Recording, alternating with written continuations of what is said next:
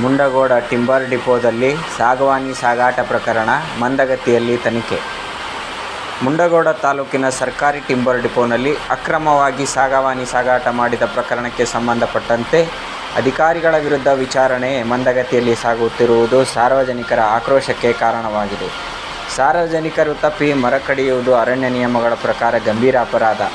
ಆದರೆ ಇಲ್ಲಿ ಸರ್ಕಾರಿ ಅಧಿಕಾರಿಗಳೇ ಅಕ್ರಮದಲ್ಲಿ ಭಾಗಿಯಾಗಿರುವುದು ಕಂಡುಬಂದರೂ ಕೇವಲ ಅವರನ್ನು ಬೇರೆ ವಲಯಗಳಿಗೆ ವರ್ಗಾವಣೆ ಮಾಡಿ ಕೈ ತೊಳೆದುಕೊಳ್ಳಲಾಗಿದೆ. 5 ಉಪವಲಯ ಅರಣ್ಯಾಧಿಕಾರಿಗಳು ಹಾಗೂ ವಲಯ ಅರಣ್ಯಾಧಿಕಾರಿ ವಿರುದ್ಧ ಗಂಭೀರ ಆರೋಪ ಕೇಳಿಬಂದು ಅವರುಗಳನ್ನು 6 ತಿಂಗಳ ಕಾಲ ಅಮಾನತು ಮಾಡಲಾಗಿತ್ತು.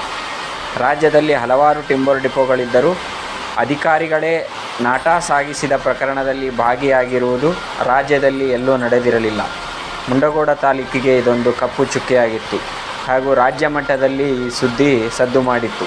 ಶಿರ್ಸಿ ತಾಲೂಕಿನ ಯಕ್ಕಂಬಿ ಬಳಗಿ ಪರವಾನಗಿ ಇಲ್ಲದೆ ಸಾಗವಾನಿ ನಾಟಾ ಸಾಗಾಟ ಮಾಡುತ್ತಿರುವುದನ್ನು ಖಚಿತಪಡಿಸಿಕೊಂಡ ಅಧಿಕಾರಿಗಳು ಲಾರಿ ಸಮೇತ ನಾಟವನ್ನು ವಶಪಡಿಸಿಕೊಂಡಿದ್ದರು.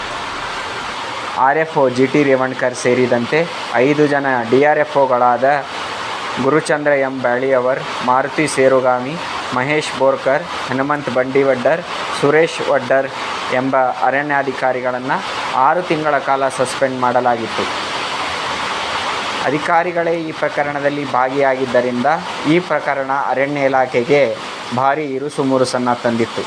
ಪ್ರಕರಣದ ಬಗ್ಗೆ ಮುಂಡಗೋಡ ಸಮಾಚಾರದೊಂದಿಗೆ ಮಾತನಾಡಿದ ಶಿರ್ಸಿ ಸರ್ಕಲ್ನ CCF ವಸಂತ್ ರೆಡ್ಡಿ ಅವರು, ಪ್ರಕರಣದ ಕುರಿತು ಸರ್ಕಾರಕ್ಕೆ ಈಗಾಗಲೇ ಪ್ರಾಥಮಿಕ ತನಿಖೆಯನ್ನು ನಡೆಸಿ ಚಾರ್ಜ್ ಶೀಟ್ ಸಲ್ಲಿಸಲಾಗಿದೆ.